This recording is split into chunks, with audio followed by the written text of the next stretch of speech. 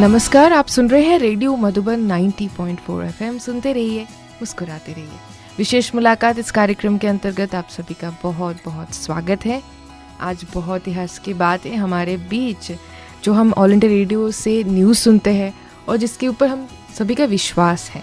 हम आंख मूंद करके ऑल इंडिया रेडियो के ऊपर विश्वास करते हैं, उनके प्रोग्राम्स के ऊपर, उनकी कही हुई बातों के ऊपर।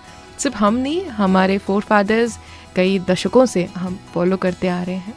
गर्व की विषय है कि हमारे बीच आज सुभश्री महापात्र जी हैं, joint director news services division all India radio से, दिल्ली से आज यहाँ पर पधारे हैं। मैम, आपका बहुत बहुत स्वागत है रेडियो मधुबन में। नमस्कार, बहुत बहुत धन्यवाद मुझे ये प्रोग्राम में आने के लिए, मौका देने के लिए। जी, सबसे पहले पूछना चाहेंगे कि माउंट आबू की जो धरती है, ये ऋषि मुनियों का धरती कहा जाता है। इसके साथ साथ जो यहाँ पर वनवासी लोग हैं, आदिवासी लोग हैं, उन्होंने इस जल जमीन को बहुत संरक्षित करके उन्होंने रखा है। आपको कैसा लगा यहाँ पर आके? मुझे यहाँ पर आके बहुत अच्छा लगा। यहाँ का वातावरण जो है बहुत शांत है और मुझे यहाँ आके ऐसा लगा कि जैसे कि मैं जो दिल्ली का जो मैडिंग क्राउड, जो शोर है, उससे थोड़ा हट के थोड़ा एक शांत एनवायरनमेंट में आ गई हूँ और मुझे बहुत अच्छा लगा। और स्पेशली मैं अभी ये ग्लोबल समिट में आई हूँ ब्रह्मा कुमारीज़ का, अंदर मुझे यहाँ जो पॉजिटिव वाइब्रेशन देखने को मिले वो मुझे बहुत आनंद दिया। जी, आपको सम्मानित भी किया गया, और क्योंकि आप लोग इतना महान कार्य कर रहे हैं, और जैसे ग्लोबल समिट में थीम भी यही है कि भारत शांति का अग्रदूत है। आपको क्या लग रहा है कि आप ऑल इंडिया रेडियो पे कार्य कर रहे हैं, इसका मतलब आपकी रिस्पॉन्सिबिलिटी ज़्यादा है, और जॉइंट डायरेक्टर होने के नाते आपकी और रिस्पॉन्सिबिलिटीज़ बढ़ जाती है। आपको लगता है कि जो न्यूज़ में है, जो हम लोग मीडिया कर्मी हैं, हमारी क्या रिस्पॉन्सिबिलिटी है भारत को शांति का अग्रदूत बनाने में? भारत शांति का अग्रदूत है, हमेशा रहा है और हमेशा अभी भी है और हमेशा रहेगा। जी, भारत कभी पहले युद्ध नहीं करता। भारत के इतिहास में कभी नहीं है कि भारत पहले कोई युद्ध शुरू किया हो। तो भारत हमेशा शांति का प्रचार करने के लिए, महात्मा गांधी से लेके आपका जो नेहरू का पंचशील नीति देख लो, सब जगह हमेशा शांति का प्रचार करने के लिए ही है। अच्छा, जो news services division all India radio की बात आप कर रहे हैं, हम लोग जब कभी भी कोई भी न्यूज़ आता है, कोई भी न्यूज़, कितनी भी ब्रेकिंग न्यूज़ हो, अगर जब तक वो कंफर्म नहीं होता, जब तक हमें पता नहीं चलता कि हाँ ऐसा कुछ हुआ है, तब तक हमें वो न्यूज़ कभी ब्रॉडकास्ट नहीं करते। जी, हम लोग पहले उसकी ऑथेंटिसिटी चेक करते हैं, देखते हैं सचमुच ये घटना घटी है कि नहीं घटी है, तब जाके करते हैं। ऐसा नहीं है कि हमें बहुत जल्दी में रहते हैं कि न्यूज़ आया तो तुरंत उसको ब्रॉडकास्ट कर दो। हमारा काम है इंफॉर्मेशन देना और अवेयरनेस क्रिएट करना लोगों को बीच में। जैसे हेल्थ इशूज़ है, हेल्थ इशूज़ इतनी ज़्यादा है, जैसे गवर्नमेंट अभी डिक्लेयर किया है कि 2025 तक भारत टीबी मुक्त हो जाएगा। तो भारत को टीबी मुक्त करने के लिए सरकार भी बहुत काम कर रहा है। जी, तो ये जो चीज़ें हैं, जो हेल्थ अवेयरनेस चीज़ें हैं, डॉक्टर्स क्या चाहते हैं, उसको क्या चीज़ लोगों में जानी चाहिए। जैसे ट्यूबरकुलोसिस का जो बीमारी है, उसमें मेडिसिन जो है आपको पूरा खाना है। आप अगर आधा में छोड़ देते हो उसको, तो फिर वो टीबी रेजिस्टेंट बन जाता है। फिर उसके बाद उसका ट्रीटमेंट और थोड़ा डिफिकल्ट हो जाता है। जी, तो इसलिए ऐसे बहुत सारे इशूज हैं, ऐसे बहुत सारी चीज़ें हैं जो लोगों को जानना बहुत ज़रूरी है। उनका हेल्थ के लिए वो बहुत इम्पोर्टेंट है। जो अगर कोई भी एंटीबायोटिक आप खाते हो तो उसका पूरा कोर्स खाना चाहिए।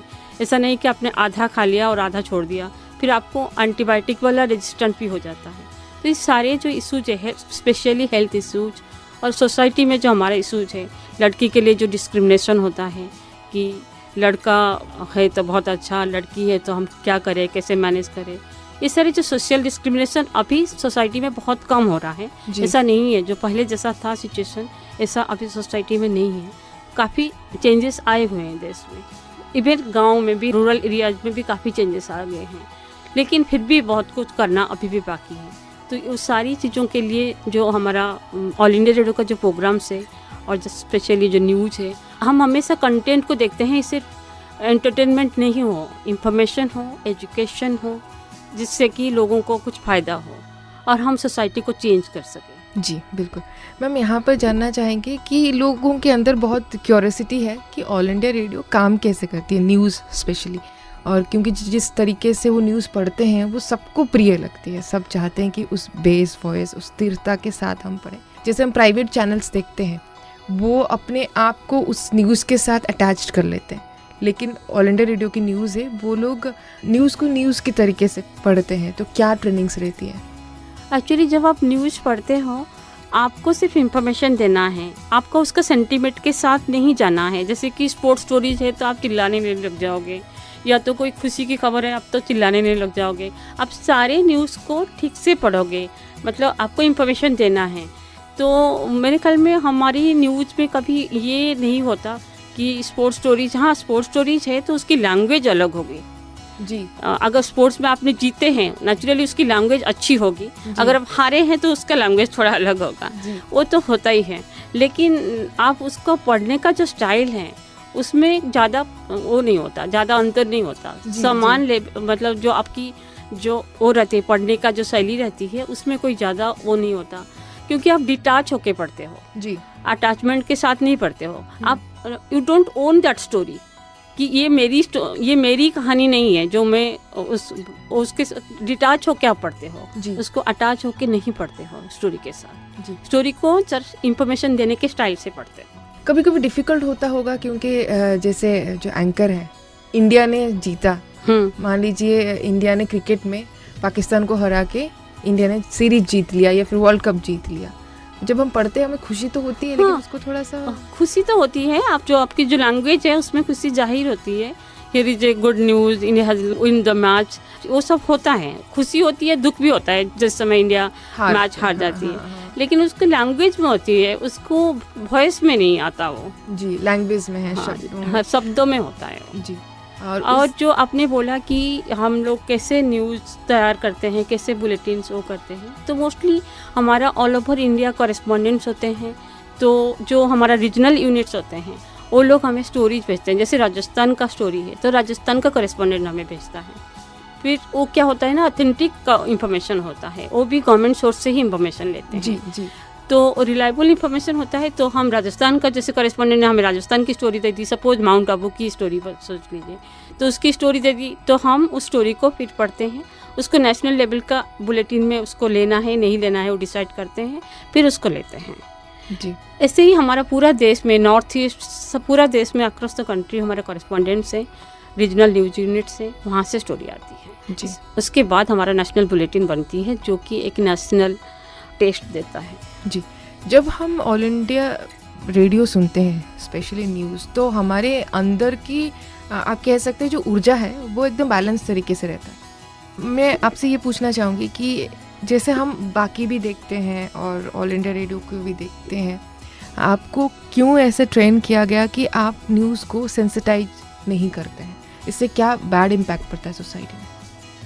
न्यूज़ को तो सेंसिटाइज नहीं करना चाहिए, न्यूज़ को न्यूज़ की तरह लेना चाहिए, क्योंकि जैसे कोई कम्युनिटी के बीच में कोई लड़ाई झगड़ा हुआ है जी, तो अगर उस न्यूज़ को आप सेंसिटाइज करके देते हो तो वो तो आपको सोसाइटी में और भी प्रॉब्लम क्रिएट करेगा, वो अच्छा तो नहीं करेगा। तो इसलिए न्यूज़ को हमेशा, मतलब जैसे कोई कम्युनिटी के बीच में कोई लड़ाई हुई है उसको तो इनफैक्ट डाउन प्ले करना चाहिए ताकि लोगों में और शांति बनी रहे। क्योंकि अगर आप इस न्यूज़ को ज़्यादा वो करेंगे तो फिर तो वो सोसाइटी में जो है अनरेस्ट क्रिएट करेगा। तो सोसाइटी में अनरेस्ट तो हमें नहीं चाहिए, मुझे लगता है कि भारत में किसी को नहीं चाहिए। तो इसलिए सोसाइटी का जो शांति के लिए, मतलब सद्भाव के लिए, शांति के लिए, हमें न्यूज़ को कभी भी, कोई भी लड़ाई वाली न्यूज़ को, कोई भी टेंशन वाली न्यूज़ को, कोई भी सोसाइटी में जैसे कोई कम्युनल टेंशन, कोई कुछ मतलब अनफॉर्चुनेट इंसिडेंट हैपन हुई है तो उसकी ज़्यादा सेंसिटाइज करके उसको परोसना नहीं चाहिए जी। मैम यहाँ पर एक सवाल कि आपके साथ बहुत यूथ भी अभी जुड़ रहे हैं, यंगस्टर्स भी आ रहे हैं, न्यूज़ रीडर्स हैं, आप काफ़ी एक्सपीरियंस्ड हैं, बट वो लोगों के पढ़ने के तरीका बिल्कुल डिफरेंट होगा। क्या वो लोग डिमांड नहीं करते कि जैसे अलग चैनल्स भी दिखाते हैं, पढ़ते हैं, हमें भी उस तरीके से थोड़ा पढ़ना चाहिए? नहीं, वो लोग भी आके हमारी जो सिस्टम है, हमारा जो पढ़ने का स्टाइल है उसी को, क्योंकि पुराने न्यूज़ रीडर्स होते हैं वो उनको ट्रेनिंग देते हैं, दे फॉलो देम, तो वो करते हैं। हाँ, कुछ दूसरे प्रोग्राम आते हैं, जैसे अब जो बेसिक जो न्यूज़ बुलेटिन्स होता है उसमें तो कोई ज़्यादा स्कोप नहीं होता कि एंकर कुछ अपना मतलब वॉइस में मॉड्यूलेशन में कुछ चेंज करे ज़्यादा। लेकिन हाँ, दूसरे प्रोग्राम्स होते हैं जिसमें वो लोग कर सकते हैं, उनको मौका दिया जाता है। उनको मौका दिया जाता है। उसमें वो लोग कुछ अपना, जैसे कोई फिल्म सॉन्ग्स का प्रोग्राम है, कोई क्लासिकल सॉन्ग्स का प्रोग्राम है, तो उसमें वो लोग करते हैं। बट जो आपका न्यूज़ बुलेटिन, जो मेन बुलेटिन होता है, उसमें नहीं होता। बाकी चीज़ों में वो लोग करते हैं। अभी न्यूज़ से थोड़ा हटके हम आपके लाइफ के बारे में कुछ जानना चाहेंगे। मैं इंडियन इंफॉर्मेशन सर्विस में आई थी जी यूपीएससी के थ्रू, और हमारा मिनिस्ट्री ऑफ इंफॉर्मेशन और ब्रॉडकास्टिंग में जो जितना भी मीडिया यूनिट्स है उसमें ही हमारा पोस्टिंग होती है। जी तो इससे पहले मैं directorate of advertising visual publicity DAVP, जी अभी जिसका नाम बदल के हो गया है सेंट्रल ब्यूरो ऑफ कम्युनिकेशन, उसमें थी पहले। अभी उसके बाद मैं ऑल इंडिया रेडियो में अभी आई हूँ। तो हमारा जो मिनिस्ट्री ऑफ INB का डिफरेंट मीडिया यूनिट्स है, like PIB, DAVP, RNI, publication division, all India radio, इस सब में हम लोग रोटेट होते रहते हैं। जी। ऐसा कोई पर्टिकुलर नहीं कि मैं आज ऑल इंडिया रेडियो में हूँ तो कल को मैं दूरदर्शन नहीं जा सकता। तो इसमें ऐसा होता है कि Flexibility है इस हाँ, job आप में। लोग जा सकते हैं। मतलब हमारा पेरिफेरी वो है कि हम इस मीडिया यूनिट्स के अंदर ट्रांसफर हो सकते हैं। जी मैम, जैसे यूपीएससी की बात आपने कही, अगर कोई इस फील्ड में आना चाहता है, जो यंगस्टर्स आपको सुन रहे हैं, क्या प्रिपरेशंस की ज़रूरत होती है? हमारी इसमें 2 तरह की हैं। एक तो है सिविल सर्विस के थ्रू आ सकते हैं इंडियन इंफॉर्मेशन सर्विस में, जी जो सिविल सर्विस में आता है, और दूसरा है जो ग्रुप B का सर्विस होता है, जिसमें वो लोग यूपीएससी के थ्रू आ सकते हैं। वो भी यूपीएससी कंडक्ट करता है, बट उसका अलग एग्जाम होता है। उसका ओनली रिटन टेस्ट नहीं होता, ओनली इंटरव्यू होता है। On the basis of interview you get selected. But उसमें क्या होता है, 2 मतलब एसेंशियल क्वालिफिकेशन है। एक तो ग्रेजुएशन, दूसरा है आपके पास PG डिप्लोमा इन जर्नलिज्म होना ज़रूरी है। जैसे कि IMC हो गया, कोई भी कॉलेज से आप PG डिप्लोमा इन जर्नलिज्म करिए, और उसके साथ 2-3 साल का न्यूज़पेपर का एक्सपीरियंस भी मांगते हैं वो लोग। जी वो होने के बाद आप ग्रुप B में ऐसे आ सकते हैं। और जो सिविल सर्विस के थ्रू आते हैं वो ओनली ग्रेजुएट होते हैं, बट उनको उसके बाद प्रोफेशनल ट्रेनिंग दिया जाता है। जी मान लीजिए कोई बच्चा अगर प्रिपेयर कर रहा है IAS के लिए और बाकी एडमिनिस्ट्रेटिव सर्विसेज के लिए, लेकिन ये भी उनके पास ऑप्शन है कि वो इसमें जा सकते हैं, और एक ही एग्जाम होता है वो जी, सिविल जी। सर्विस का एग्जामिनेशन जो होता है, एक ही एग्जामिनेशन होता है। On the basis of the markings आपको पहला लॉट IAS को मिल जाता है, सेकेंड लॉट जैसे IPS को मिल, on the basis of the preference. जी जी बट उसी में ही है, this is also group A service, Indian information service जो सिविल सर्विस से आता है, that is also group A service, from that civil service only. तो वहाँ से आते हैं वो लोग। तो ऐसा कोई अलग से एग्जामिनेशन नहीं है for civil service, that civil service is one only उसमें। और उसमें से जो प्रेफरेंस की बेसिस पे, on the basis of the marking select वो हो जाता है, अलॉटमेंट हो जाती है सर्विस की। जिस ईयर में आपने एग्ज़ाम दिया होगा, उड़ीसा से आप बिलोंग करते हैं, तो कितना डिफ़िकल्ट था आपका सफ़र और कैसे सिलेक्शन हुआ, वो प्रोसीजर्स जानना चाहिए। मैं एक्चुअली उड़ीसा से जब दिल्ली आई, वो उड़ीसा से आई थी दिल्ली 1988 में दिल्ली आई। उस तब मैं ग्रेजुएट होके आई थी। उसके बाद मैं यहाँ पे पोस्ट ग्रेजुएशन किया और मैंने PG डिप्लोमा इन जर्नलिज्म किया। जी उसके बाद मैं साथ ही किसी एक उड़िया न्यूज़पेपर के साथ जुड़ी रही, जो काम कर रही थी, उनके लिए स्टोरीज लिख के भेजा करती थी। उसके बाद मैं ये सर्विस का ये इंटरव्यू दिया और मेरी फिर सिलेक्शन हुई। जी तो फिर मैंने 93 में सर्विस ज्वाइन किया। जी ग्रेट। और ऐसे बहुत कम लोगों को चांस मिलता है मुझे लगता है, और उड़ीसा से दिल्ली आना और आज इस मुकाम पर पहुंचना बहुत ही गर्व की बात है उड़ीसा के लिए भी। Thank you thank you thank you. बिल्कुल, और मुझे ज़्यादा गर्व हो रही है इसलिए क्योंकि मैं उड़ीसा से हूँ, मैं आपके सामने आज बैठी हूँ। और मुझे इसलिए बहुत अच्छा लग रहा है कि आपका नाम भी शुभश्री है। ये तो बहुत ही प्राउड की बात है। आप जैसे बनने के लिए बहुत मेहनत की ज़रूरत है, उस प्रकार की अपने अंदर वैल्यूज़ होना भी बहुत ज़रूरी है। आगे जानना चाहेंगे, आपने तैयारी के बारे में और यूपीएससी के बारे में अपने बच्चों को बताया। उम्मीद है जो इसे सुन रहे होंगे उन्हें इससे प्रेरणा मिलेगी। थोड़ा सा आपके लाइफ के बारे में जानना चाहेंगे कि उड़ीसा से आप कहाँ से हैं? उड़ीसा से मैं पुरी से हूँ, जगन्नाथपुरी। जी, और दिल्ली में काफ़ी साल आपके हो गए हैं। अगर आप उड़ीसा को देखें और दिल्ली को देखें तो कंपेयर तो नहीं करना चाहिए, लेकिन उड़ीसा को आप कहाँ देखते हैं विश्व के रंगमंच पर, विश्व पटल पर कहाँ देखते हैं? उड़ीसा तो एक बहुत शांत राज्य है। आपने देखा होगा उड़ीसा में कभी कोई डिस्टर्बेंस, कभी कोई वो नहीं होता। थोड़ा सा लोग थोड़ा शांत है वहाँ पे। जी, मतलब लोग पैसा कमाने से शांति को ज़्यादा वो करते हैं, लोग शांति से रहना चाहते हैं। बट वो एक फिर वो हो जाता है कि लोग इसलिए ज़्यादा इंडस्ट्रियस ज़्यादा वो नहीं होते। लेकिन हाल ही में बहुत चेंजेस आ रहे हैं उड़ीसा में भी। उड़ीसा में भी काफ़ी लोग अब एम्बिशियस होना शुरू हो गए हैं। तो तो उड़ीसा में भी काफ़ी इकोनॉमिक डेवलपमेंट वगैरह, उसका लोगों का भी स्टाइल ऑफ लिविंग बदल रहा है। जी बिल्कुल। अभी एक्चुअली में अभी का एज में जो कॉस्मोपॉलिटन स्टाइल ऑफ लिविंग है वो हर जगह हो गया है। आपको दिल्ली के मार्केट में जो चीज़ें कपड़ा खरीदने को जी। मिलेंगे वही उड़ीसा के भुवनेश्वर में भी मिलेंगे, तो इसलिए कोई ज़्यादा डिफरेंस नहीं रह गया। और शुभश्री जी, हम अभी जानना चाहेंगे आपसे, फिर से मैं माउंट आबू में आना चाहूँगी। अब शांति के अग्रदूत के बारे में बातचीत हुई, आपने सेमिनार्स अटेंड किया, आपने न्यूज़ की भूमिका भी बताई, और लेकिन एक पर्सनल अगर हम बात करें, एक मनुष्य के जीवन में ऐसे क्या चेंजेस आना ज़रूरी है ताकि हम खुद अकेले अपने घर के लिए, खुद के लिए शांति के अग्रदूत बन सकें? उसके लिए तो सचमुच जो मुझे लगता है, पहले आपको खुद को ही परिवर्तन करना पड़ेगा। आपको खुद को सेल्फ करेक्शन मोड में हमेशा रहना पड़ेगा। आप अपने को करेक्ट करो, आपको दूसरों को करेक्ट करने की ज़रूरत ही नहीं है। आप सिर्फ अपने को देखो, क्या मैं सही हूँ, क्या मैं जो कर रही हूँ इससे किसी को प्रॉब्लम नहीं हो रहा, क्या मैं किसी को हर्ट तो नहीं कर रही हूँ। तो ये सारी चीज़ें जो हैं हम अपने आप को पहले पूछना चाहिए, हर दिन पूछना चाहिए, क्योंकि ये ऐसा है कि ये एक दिन का चीज़ नहीं है। एक दिन आप थोड़ा शांत रहे, बहुत अच्छा रहे और बहुत अच्छे से बिहेव किया, उससे कुछ फ़र्क नहीं पड़ता। आपको हर दिन ऐसे रहना पड़ेगा, और हर दिन ऐसे रहने के लिए आपको प्रैक्टिस करना पड़ेगा। आप जब भी कभी भटक जाए तो आपको याद रखना चाहिए कि नहीं, मैं भटक रही हूँ, मुझे मेरे से गलती हो गया। तो ये आपको अपने आप को बोलना पड़ेगा। ये जो सेल्फ करेक्शन मोड है वो बहुत ज़रूरी है। जी, आपको दूसरों में कोई गलती देखने की ज़रूरत नहीं, सारी गलती अपने में ही होती है। तो इसलिए अपने को ही ठीक करना पड़ेगा, अपने को ठीक करना पड़ेगा। सब अगर अपने को ठीक कर देंगे तो ये जो शांति का अग्रदूत जो भारत का, इससे भी हमेशा शांति प्रिय है लोग, तो इसे वो तो ऑटोमेटिक आ जाएगा। तो सेल्फ करेक्शन मोड मैम ने कहा कि ये ज़रूर ऑन रखिएगा अपने दिमाग में, ताकि हर वक्त सीखना है हमें, अपने आप को करेक्ट करते जाना है।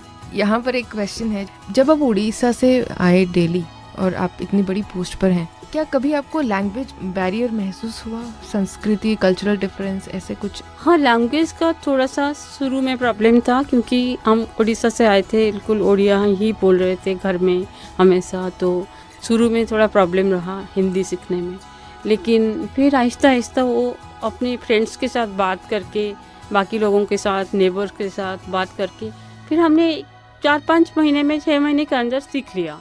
भाषा का कोई इतना बैरियर नहीं रहा, हम फिर भाषा भी सीख लिया और कल्चर भी अडॉप्ट कर लिया। जी जी, मतलब जब हम कहते हैं कि अगर हम दिल्ली में मीडिया में कार्य करने जा रहे हैं या कोई पोस्ट पे, हम बड़ी पोस्ट पे जा रहे हैं, तो कभी कभी हम थोड़ा अपने कॉन्फिडेंस लूज़ कर लेते हैं क्योंकि हम हिंदी भाषी नहीं हैं। लेकिन आपने जैसे कहा कि हम अडॉप्ट कर सकते हैं, और आपको देख के, आपको सुन के लग रहा है कि नहीं, हम ऑल इंडिया रेडियो के न्यूज़ जॉइंट डायरेक्टर तक पहुंच सकते हैं। लैंग्वेज की इसमें कोई बैरियर नहीं है। लैंग्वेज की तो एक्चुअली कोई बैरियर नहीं। लैंग्वेज तो आजकल अभी तो जो बच्चे हैं वो तो बहुत जल्दी अडॉप्ट कर रहे हैं लैंग्वेज को। वो तो क्या बोलते हैं, मेरा बेटा तो थोड़ा बहुत पंजाबी भी बोल लेता है। जी जी, तो इसलिए लैंग्वेज तो बहुत जल्दी बच्चे अडॉप्ट कर लेते हैं। जी, आजकल के बच्चे तो बहुत जल्दी, वो तो आजकल तो लोग जापानीज सीरियल देख के थोड़ा थोड़ा जापानीज भी बोलना शुरू कर देते हैं। Right right. हाँ, भाषा में जो डीप नॉलेज है उसके लिए पढ़ाई की बहुत ज़रूरत है। हाँ, बोलचाल की भाषा आप ऐसे सीख सकते हैं, क्योंकि जब आप मीडिया के फील्ड में जा रहे हैं, आपको वो गहराई हाँ, और भाषा की हाँ, ज़रूरत है, क्योंकि भाषा तो बहुत छोटी चीज़ है। कंटेंट इज मोस्ट इम्पोर्टेंट, है ना। भाषा तो आप सीख ही लोगे हिंदी का, बट आपको अपनी सब्जेक्ट, जिस सब्जेक्ट पे आप काम कर रहे हो, सब्जेक्ट की नॉलेज होनी चाहिए। कोई भी भाषा हो, चाहे आप उड़िया में लिखो, चाहे हिंदी में लिखो, चाहे इंग्लिश में लिखो, लेकिन सब्जेक्ट आपको पता होना चाहिए कि क्या, किस चीज़ के ऊपर आप काम कर रहे हो। तो उसके लिए तो आपको हार्डवर्क की ज़रूरत है। हर फील्ड में, हर कोई भी लैंग्वेज में काम करो, उससे लैंग्वेज से कुछ फ़र्क नहीं पड़ता। कंटेंट इज मोस्ट इम्पोर्टेंट, और उसी कंटेंट के लिए हम लोग ऑल इंडिया रेडियो में जो ऑथेंटिसिटी ऑफ कंटेंट है, उसी पे ही हमेशा काम करते हैं। बिल्कुल बिल्कुल मैम, यहाँ पर बहुत अच्छी बात आपने कही कि कंटेंट आपकी जो है वो सही होना चाहिए। किस विषय पर आप काम कर रहे हैं उसकी गहराई को जानना बहुत ज़रूरी है। और अभी हम इस कार्यक्रम के अंतिम मोड़ पर पहुंच चुके हैं, तो आप क्या मैसेज देना चाहेंगे जो इस वक्त श्रोता आपको सुन रहे हैं? मैं यही मैसेज देना चाहूँगी कि एक तो है कि आप, जो मैंने अभी पहले बताया कि जो सेल्फ करेक्शन मोड है वो बहुत इम्पोर्टेंट है, और दूसरा है कि आपको आगे बढ़ना है, आपको कहीं एक जगह रुक जाना नहीं है। आपको आगे बढ़ते रहना है। जी। आगे बढ़ते रहेंगे तो फिर आपकी ज़िंदगी में भी, क्योंकि जो पानी रुक जाता है वो पानी वो ख़राब हो जाता है। जो फ्लोइंग वाटर है, नदी है, जो आगे बढ़ता रहता है, उसकी पानी हमेशा फ्रेश रहता है। जी। ऐसे ही ज़िंदगी भी ऐसे ही है, ज़िंदगी में हमेशा आगे बढ़ते रहना चाहिए। अगर आप रुक जाएंगे तो फिर आपकी जो अंदर जो ताकत है वो ख़त्म होता जाएगा। जी बिल्कुल, तो रुकना नहीं है, सीखना नहीं। है और आगे बढ़ते रहना है और अपने आप को सेल्फ करेक्ट हमेशा करते रहना है। सेल्फ करेक्शन करना चाहिए। मैम, आज आप हमारे बीच आए, आपका बहुत बहुत धन्यवाद, बहुत बहुत शुक्रिया विशेष मुलाकात कार्यक्रम में आने के लिए। Thank you. मैं भी अपना तहे दिल से आपका धन्यवाद देती हूँ। धन्यवाद। तो आज हमारे बीच IAS सुभश्री महापात्र जी, जो वर्तमान समय में ऑल इंडिया रेडियो न्यूज़ विभाग के आप जॉइंट डायरेक्टर हैं, आज हमारे बीच आपने अपनी बातें शेयर की, हमें बहुत कुछ सीखने को मिला। दोस्तों, जब जब भी आप इस कार्यक्रम को सुनेंगे तब तब आपको प्रेरणाएं मिलती रहेगी। आज के लिए बस इतना ही। नमस्ते।